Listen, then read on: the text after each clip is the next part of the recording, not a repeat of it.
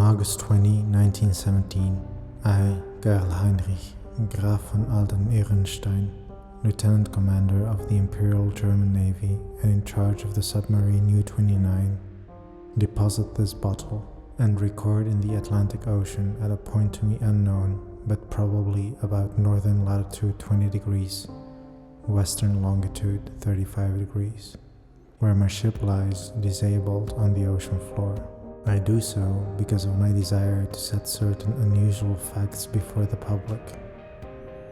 A thing I shall not in all probability survive to accomplish in person, since the circumstances surrounding me are as menacing as they are extraordinary, and involve not only the hopeless crippling of the U-29, but the impairment of my iron German will in a manner most disastrous. On the afternoon of June 18th, as reported by wireless to the U-61 bound for Kiel, we torpedoed the British freighter Victory, New York to Liverpool, in northern latitude 45 degrees 16 seconds, western longitude 28 degrees 34 seconds, permitting the crew to leave in boats in order to obtain a good cinema view for the Admiralty records. The ship sank quite picturesquely, bow first, the stern rising high out of the water, whilst the hull shut down perpendicularly to the bottom of the sea. Our camera missed nothing, and I regret that so fine a reel of film should never reach Berlin. After that, we sank the lifeboats with our guns and submerged. When we rose to the surface about sunset, a seaman's body was found on the deck, hands gripping the railing in curious fashion. The poor fellow was young, rather dark, and very handsome, probably an Italian or Greek, and undoubtedly of the Victory's crew. He had evidently sought refuge on the very ship which had been forced to destroy his own. One more victim of the unjust war of aggression which the English pig dogs are waging upon the fatherland. Our men searched him for souvenirs and found in his coat pocket a very odd bit of ivory, carved to represent a youth's head, crowned with laurel. My fellow officer, Lieutenant Glanze, believed that the thing was of great age and artistic value, so took it from the men for himself. How it had ever come into the possession of a common sailor, neither he nor I could imagine. As the dead man was thrown overboard, there occurred two incidents which created much disturbance amongst the crew. The fellow's eyes had been closed, but in the dragging of his body to the rail they were jarred open, and many seemed to entertain a queer delusion that they gazed steadily and mockingly at Schmidt and Zimmer, who were bent over the corpse. The boatswain, Müller, an elderly man who would have known better had he not been a superstitious Alsatian swine, became so excited by this impression that he watched the body in the water and swore that after it sank a little, it drew its limbs into a swimming position and sped away to the south under the waves. Glanze and I did not like these displays of peasant ignorance and severely reprimanded the men, particularly Müller. The next day, a very troublesome situation was created by the indisposition of some of the crew. They were evidently suffering from the nervous strain of our long voyage and had had bad dreams. Several seemed quite dazed and stupid, and after satisfying myself that they were not feigning their weakness, I excused them from their duties. The sea was rather rough, so we descended to a depth where the waves were less troublesome. Here we were comparatively calm, despite a somewhat puzzling southward current which we could not identify from our oceanographic charts. The moans of the sick men were decidedly annoying, but since they did not appear to demoralize the rest of the crew, we did not resort to extreme measures. It was our plan to remain where we were and intercept the liner Decia, mentioned in information from agents in New York. In the early evening, we rose to the surface and found the sea less heavy. The smoke of a battleship was on the northern horizon, but our distance and ability submerged made us safe. What worried us more was the talk of boatswain Müller, which grew wilder as night came on. He was in a detestably childish state and babbled of some illusion of dead bodies drifting past the undersea portholes, bodies which looked at him intensely and which he recognized in spite of bloating as having seen dying during some of our victorious German exploits. and he said that the young man we had found and tossed overboard was their leader. This was very gruesome and abnormal, so we confined Miller in irons and had him soundly whipped. The men were not pleased at his punishment, but discipline was necessary. We also denied the request of a delegation headed by Seaman Zimmer that the curious carved ivory head be cast into the sea. On June 20, Seaman Bohm and Schmidt, who had been ill the day before, became violently insane. I regretted that no physician was included in our complement of officers, since German lives are precious. But the constant ravings of the two concerning a terrible curse were most subversive of discipline, so drastic steps were taken. The crew accepted the event in a solemn fashion, but it seemed to quiet Miller, who thereafter gave us no trouble. In the evening we released him, and he went about his duties silently. In the week that followed, we were all very nervous, watching for the Dacia. The tension was aggravated by the disappearance of Miller and Zimmer, who undoubtedly committed suicide as a result of the fears which had seemed to harass them, though they were not observed in the act of jumping overboard. I was rather glad to be rid of Miller, for even his silence had unfavorably affected the crew. Everyone seemed inclined to be silent now, as though holding a secret fear. Many were ill, but none made a disturbance. Lieutenant Clanza chafed under the strain, and was annoyed by the merest trifles, such as the school of dolphins which gathered about the U-29 in increasing numbers, and the growing intensity of that southward current which was not on our chart. It at length became apparent that we had missed the Dacia altogether. Such failures are not uncommon, and we were more pleased than disappointed, since our return to Wilhelmshaven was now in order. At noon 28th we turned northeastward, and despite some rather comical entanglements with the unusual masses of dolphins, we were soon underway. The explosion in the engine room at 2 p.m. was wholly a surprise. No defect in the machinery or carelessness in the men had been noticed. Yet without warning, the ship was wrecked from end to end with a colossal shock. Lieutenant Clanza hurried to the engine room, finding the fuel tank and most of the mechanism shattered, and engineers Rabe and Schneider instantly killed. Our situation had suddenly become grave indeed, for though the chemical air regenerators were intact, and though we could use the devices for raising and submerging the ship and opening the hatches as long as compressed air and storage batteries might hold out, we were powerless to propel or guide the submarine. To seek rescue in the lifeboats would be to deliver ourselves into the hands of enemies unreasonably embittered against our great German nation, and our wireless had failed ever since the Victory affair to put us in touch with a fellow U-boat of the Imperial Navy. From the hour of the accident till July 2nd, we drifted constantly to the south, almost without plans and encountering no vessel. Dolphins still encircled the U-29, a somewhat remarkable circumstance considering the distance we had covered. On the morning of July 2nd, we sighted a warship flying American colors, and the men became very restless in their desire to surrender. Finally, Lieutenant Clanza had to shoot a seaman named Traube, who urged this un-German act with a special violence. This quieted the crew for some time, and we submerged unseen. The next afternoon, a dense flock of seabirds appeared from the south, and the ocean began to heave ominously. Closing our hatches, we awaited developments until we realized that we must either submerge or be swamped in the mounting waves. Our air pressure and electricity were diminishing, and we wished to avoid all unnecessary use of our slender mechanical resources. But in this case, there was no choice. We did not descend far, and when after several hours the sea was calmer, we decided to return to the surface. Here, however, a new trouble developed, for the ship failed to respond to our direction in spite of all that the mechanics could do. As the men grew more frightened at this undersea imprisonment, some of them began to mutter again about Lieutenant Clanza's ivory image, but the sight of an automatic pistol calmed them. We kept the poor devils as busy as we could, tinkering at the machinery even when we knew it was useless. Clanza and I usually slept at different times, and it was during my sleep about 5 a.m. July 4th that the general mutiny broke loose. The 6 remaining pigs of seamen, suspecting that we were lost, had suddenly burst into a mad fury at our refusal to surrender to the Yankee battleship 2 days before, and were in a delirium of cursing and destruction. They roared like the animals they were and broke instruments and furniture indiscriminately, screaming about nonsense as the curse of the ivory image and the dark dead youth who looked at them and swam away.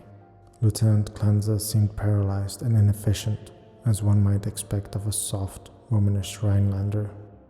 I shot all 6 men, for it was necessary, and made sure that none remained alive. We expelled the bodies through the double hatches and were alone in the U-29. Clanza seemed very nervous and drank heavily. It was decided that we remain alive as long as possible, using the large stock of provisions and chemical supply of oxygen, none of which had suffered from the crazy antics of those swine-hound seamen.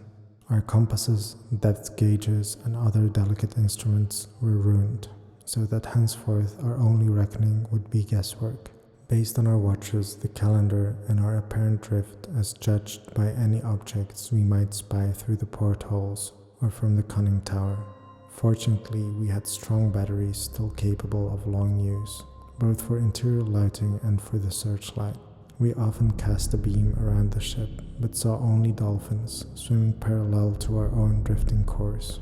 I was scientifically interested in those dolphins, for though the ordinary Delphinus delphis is a cetacean mammal unable to subsist without air, I watched one of the swimmers closely for 2 hours and did not see him alter his submerged condition.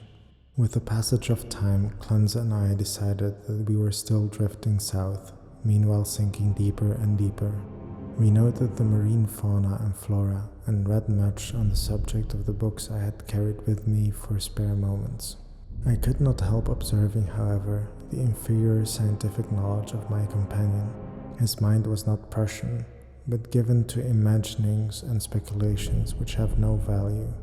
The fact of our coming death affected him curiously, and he would frequently pray in remorse over the men, women, and children we had sent to the bottom, forgetting that all things are noble which serve the German state. After a time he became noticeably unbalanced, gazing for hours at his ivory image and weaving fanciful stories of the lost and forgotten things under the sea. Sometimes, as a psychological experiment, I would lead him on in these wanderings and listen to his endless poetical quotations and tales of sunken ships. I was very sorry for him, for I disliked to see a German suffer, but he was not a good man to die with. For myself, I was proud, knowing how the fatherland would revere my memory and how my sons would be taught to be men like me. On August 9, we espied the ocean floor and sent a powerful beam from the searchlight over it. It was a vast undulating plain, mostly covered with seaweed and strewn with the shells of small mollusks. Here and there were slimy objects of puzzling contour, draped with weeds and encrusted with barnacles, which Clancy declared must be ancient ships lying in their graves. He was puzzled by one thing, a peak of solid matter protruding above the ocean bed nearly 4 feet at its apex, about 2 feet thick, with flat sides and smooth upper surfaces which met at a very obtuse angle. I called the peak a bit of outcropping rock, but Clancy thought he saw carvings on it. After a while he began to shudder and turned away from the scene as if frightened, yet could give no explanation save that he was overcome with the vastness, darkness, remoteness, antiquity, and mystery of the oceanic abysses. His mind was tired, but I am always a German, and was quick to notice 2 things: that the U-29 was standing the deep sea pressure splendidly, and that the peculiar dolphins were still about us, even at a depth where the existence of high organisms is considered impossible by most naturalists. That I had previously overestimated our depths, I was sure, but nonetheless we must still be deep enough to make these phenomena remarkable. Our southward speed, as gauged by the ocean floor, was about as I had estimated from the organisms passed at higher levels. It was at 3:15 p.m. August 2nd that poor Clancy went wholly mad. He had been in the conning tower using the searchlight when I saw him bound into the library compartment where I sat reading, and his face at once betrayed him. I will repeat here what he said, underlining the words he emphasized. "He is calling. He is calling. I hear him. We must go." As he spoke, he took his ivory image from the table, pocketed it, and seized my arm in an effort to drag me up the companionway to the deck. In a moment I understood that he meant to open the hatch and plunge with me into the water outside, a vagary of suicidal and homicidal mania for which I was scarcely prepared. As I hung back and attempted to soothe him, he grew more violent, saying, "Come now, do not wait until later. It is better to repent and be forgiven than to defy and be condemned."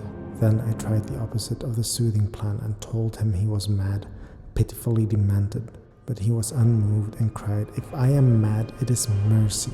May the gods pity the man who in his callousness can remain sane to the hideous end. Come and be mad, whilst he still calls with mercy." This outburst seemed to relieve a pressure in his brain, for as he finished he grew much milder, asking me to let him depart alone if I would not accompany him. My course at once became clear. He was a German, but only a Rhinelander and a commoner, and he was now a potentially dangerous madman. By complying with his suicidal request, I could immediately free myself from one who was no longer a companion but a menace. I asked him to give me the ivory image before he went, but this request brought from him such an uncanny laughter that I did not repeat it. Then I asked him if he wished to leave me any keepsake or lock of hair for his family in Germany in case I should be rescued. But again he gave me that strange laugh. So as he climbed the ladder, I went to the levers, and allowing proper time intervals operated the machinery which sent him to his death. After I saw that he was no longer in the boat, I threw the searchlight around the water in an effort to obtain a last glimpse of him, since I wished to ascertain whether the water pressure would flatten him as it theoretically should, or whether the body would be unaffected like these extraordinary dolphins. I did not, however, succeed in finding my lost companion, for the dolphins were massed thickly and obscuringly about the conning tower. That evening I regretted that I had not taken the ivory image surreptitiously from poor Clint's pocket as he left, for the memory of it fascinated me. I could not forget the youthful, beautiful head with its leafy crown, though I am not by nature an artist. I was also sorry that I had no one with whom to converse. Cleanza, though not my mental equal, was much better than no one. I did not sleep well that night and wondered exactly when the end would come. Surely, I had little enough chance of rescue. The next day I ascended to the conning tower and commenced the customary searchlight explorations. Northward, the view was much the same as it had been all the 4 days since we had sighted the bottom, but I perceived that the drifting of the U-29 was less rapid. As I swung the beam around to the south, I noticed that the ocean floor ahead fell away in a marked declivity and bore curiously regular blocks of stone in certain places, disposed as if in accordance with definite patterns. The boat did not at once descend to match the greater ocean depth, so I was soon forced to adjust the searchlight to cast a sharply downward beam. Owing to the abruptness of the change, a wire was disconnected, which necessitated a delay of many minutes for repairs, but at length the light streamed on again, flooding the marine valley below me. I am not given to emotion of any kind, but my amazement was very great when I saw what lay revealed in that electrical glow. And yet, as one reared in the best culture of Persia, I should not have been amazed, for geology and tradition alike tell us of great transpositions in oceanic and continental areas. What I saw was an extended and elaborate array of ruined edifices, all of magnificent though unclassified architecture, and in various stages of preservation. Most appeared to be of marble, gleaming whitely in the rays of the searchlight, and the general plan was of a large city at the bottom of a narrow valley, with numerous isolated temples and villas on the steep slopes above. Roofs were fallen and columns were broken, but there still remained an air of immemorially ancient splendor which nothing could efface. Confronted at last with the Atlantis I had formerly deemed largely a myth, I was the most eager of explorers. At the bottom of that valley a river once had flowed, for as I examined the scene more closely, I beheld the remains of stone and marble bridges and sea walls, and terraces and embankments once verdant and beautiful. In my enthusiasm, I became nearly as idiotic and sentimental as poor Cleanser, and was very tardily in noticing that the southward current had ceased to last, allowing the U-29 to settle slowly down upon the sunken city as an aeroplane settles upon a town of the upper earth. I was slow too in realizing that the school of unusual dolphins had vanished. In about 2 hours the boat rested in a paved plaza close to the rocky wall of the valley. On one side I could view the entire city as it sloped from the plaza down to the old river bank. On the other side, in startling proximity, I was confronted by the richly ornate and perfectly preserved facade of a great building, evidently a temple, hollowed from the solid rock. Of the original workmanship of this titanic thing, I can only make conjectures. The facade, of immense magnitude, apparently covers a continuous hollow recess, for its windows are many and widely distributed. In the center yawns a great open door, reached by an impressive flight of steps, and surrounded by exquisite carvings like the figures of bacchanals in relief. Foremost of all are the great columns and frieze, both decorated with sculptures of inexpressible beauty, obviously portraying idealized pastoral scenes, and processions of priests and priestesses bearing strange ceremonial devices in adoration of a radiant god. The art is of the most phenomenal perfection, largely Hellenic in idea, yet strangely individual. It imparts an impression of terrible antiquity, as though it were the remotest rather than the immediate ancestor of Greek art. Nor can I doubt that every detail of this massive product was fashioned from the virgin hillside rock of our planet. It is palpably a part of the valley wall, though how the vast interior was ever excavated I cannot imagine. Perhaps a cavern or series of caverns furnished the nucleus. Neither age nor submersion has corroded the pristine grandeur of this awful fane, for fane indeed it must be, and today, after thousands of years, it rests untarnished and inviolate in the endless night and silence of an ocean chasm. I cannot reckon the number of hours I spent gazing at the sunken city with its buildings, arches, statues, and bridges, and the colossal temple with its beauty and mystery. Though I knew that death was near, my curiosity was consuming, and I threw the searchlight's beam about in eager quest. The shaft of light permitted me to learn many details, but refused to shew anything within the gaping door of the rock-hewn temple, and after a time I turned off the current, conscious of the need of conserving power. The rays were now perceptibly dimmer than they had been during the weeks of drifting, and as if sharpened by the coming deprivation of light, my desire to explore the watery secrets grew. I, a German, should be the first to tread those e'en-forgotten ways. I produced and examined a deep-sea diving suit of joint metal, and experimented with a portable light and air generator. Though I should have trouble in managing the double hatches alone, I believed I could overcome all obstacles with my scientific skill and actually walk about the dead city in person. On August 16, I effected an exit from the U-29 and laboriously made my way through the ruined and mud-choked streets to the ancient river. I found no skeletons or other human remains, but gleaned a wealth of archaeological lore from sculptures and coins. Of this I cannot now speak, save to utter my awe at a culture in the full noon of glory when cave dwellers roamed Europe and the Nile flowed unwatched to the sea. Others, guided by this manuscript, if it shall ever be found, must unfold the mysteries at which I can only hint. I returned to the boat as my electric batteries grew feeble, resolved to explore the rock temple on the following day. On the 17th, as my impulse to search out the mystery of the temple waxed still more insistent, a great disappointment befell me, for I found that the materials needed to replenish the portable light had perished in the mutiny of those pigs in July. My rage was unbounded, yet my German sense forbade me to venture unprepared into an utterly black interior which might prove the lair of some indescribable marine monster or a labyrinth of passages from whose windings I could never extricate myself. All I could do was to turn on the waning searchlight of the U-29 and with its aid walk up to the temple steps and study the exterior carvings. The shaft of light entered the door at an upward angle and I peered in to see if I could glimpse anything, but all in vain.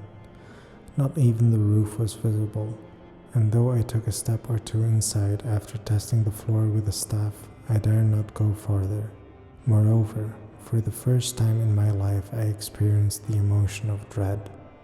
I began to realize how some of poor Clance's moods had arisen, for as the temple drew me more and more, I feared its aqueous abysses with a blind and mounting terror.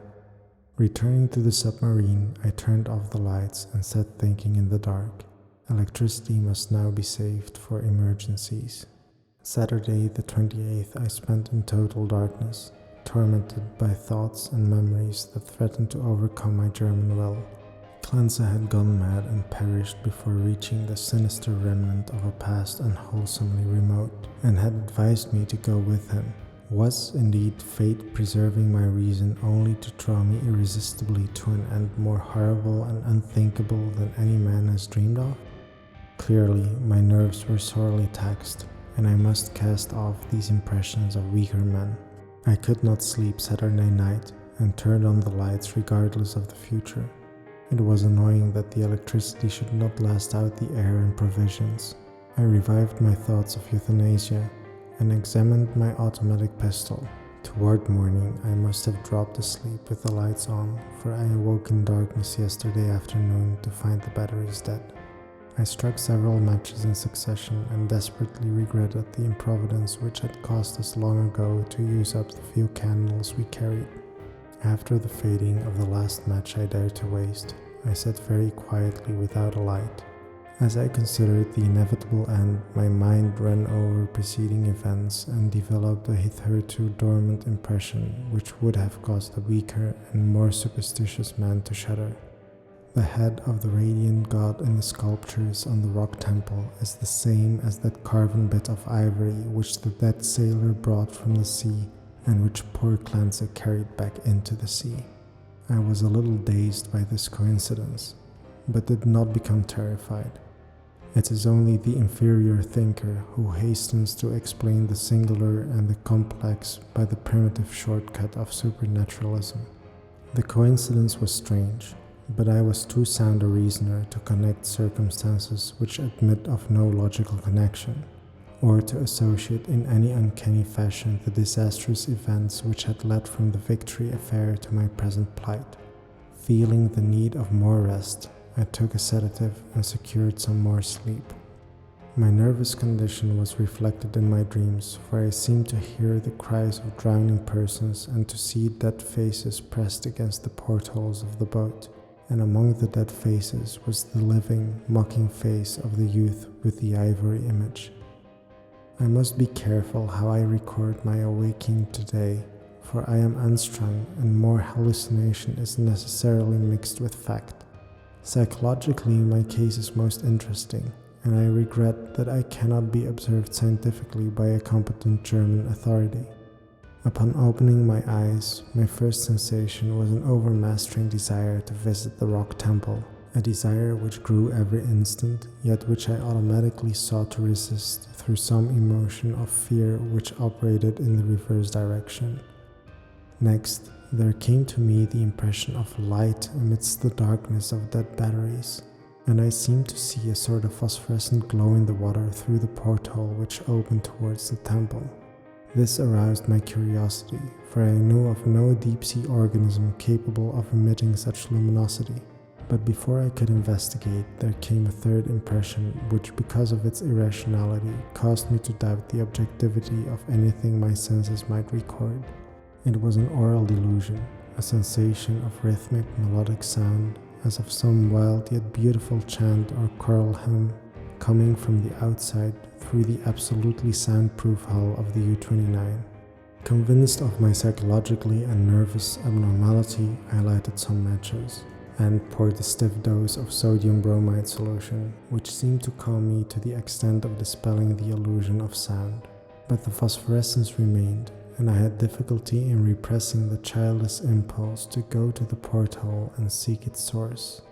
It was horribly realistic, and I could soon distinguish by its aid the familiar objects around me, as well as the empty sodium bromide glass of which I had no former visual impression in its present location. The last circumstance made me ponder, and I crossed the room and touched the glass. It was indeed the place where I had seemed to see it. Now I knew that the light was either real or part of an hallucination so fixed and consistent that I could not hope to dispel it. So abandoning all resistance, I ascended to the conning tower to look for the luminous agency. Might it not actually be another U-boat, offering possibilities of rescue? It is well that the reader accept nothing which follows as objective truth, for since the events transcend natural law, they are necessarily subjective and unreal creations of my overtaxed mind. When I attained the conning tower, I found the sea in general far less luminous than I had expected. There was no animal or vegetable phosphorescence about, and the city that sloped down to the river was invisible in blackness. What I did see was not spectacular, nor grotesque or terrifying, yet it removed my last vestige of trust in my consciousness, for the door and window of the undersea temple hewn from the rocky hill were vividly aglow with a flickering radiance, as from a mighty altar flame far within. Later incidents are chaotic. As I stared at the uncannily lighted door and windows, I became subject of the most extravagant visions. Visions so extravagant that I cannot even relate them. I fancied that I discerned objects in the temple, objects both stationary and moving, and seemed to hear again the unreal chant that had floated to me when first I awaked. And over all rose thoughts and fears which centered in the youth from the sea and the ivory image whose carving was duplicated on the frieze and columns of the temple before me. I thought of poor Cleansa and wondered where his body rested with the image he had carried back into the sea. He had warned me of something, and I had not heeded, but he was a soft-headed Rhinelander who went mad at troubles a Prussian could bear with ease. The rest is very simple. My impulse to visit and enter the temple has now become an inexplicable and imperious command which ultimately cannot be denied. My own German will no longer controls my acts, and volition is henceforward possible only in minor matters. Such madness it was which drove Cleansa to his death, bareheaded and unprotected in the ocean. But I am a Prussian and a man of sense, and will use to the last what little will I have. When first I saw that I must go, I prepared my diving suit, helmet, and air generator for instant donning, and immediately commenced to write this hurried chronicle in the hope that it may someday reach the world. I shall see the manuscript in a bottle and entrust it to the sea as I leave the U-29 forever. I have no fear, not even from the prophecies of the madman Cleansa. What I have seen cannot be true, and I know that this madness of my own will at most lead only to suffocation when my air is gone.